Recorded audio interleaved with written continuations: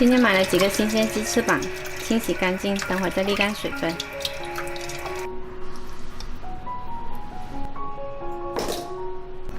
鸡翅里面加入3勺奥尔良腌料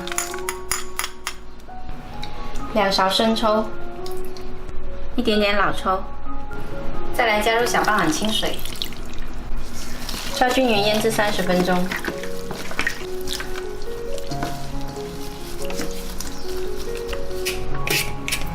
再来刨一个土豆，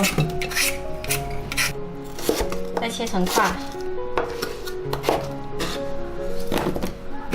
再冲一下水，洗掉表面的淀粉。电饭锅内胆里面倒入少许油，再来切点姜粒，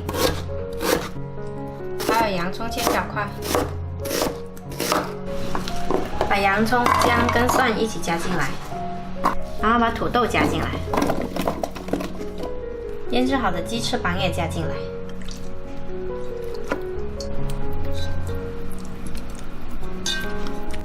腌制的料汁也倒进来，上面再撒上一层洋葱。这里是不需要再加水的啦，等会鸡肉一焗也会出水的，这一点点够了。放到电饭锅里面，按上煮饭键。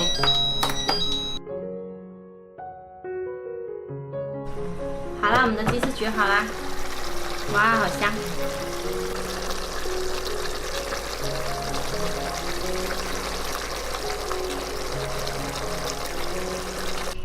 先把鸡翅夹出来，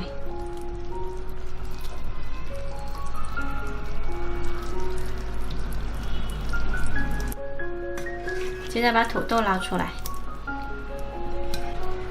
这个土豆才是精华，超级入味的。再把鸡翅掰小块一些，等我吃的时候方便一点。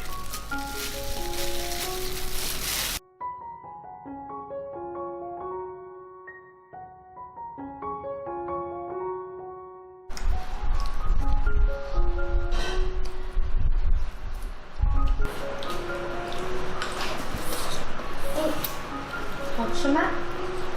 不好吃，讨厌。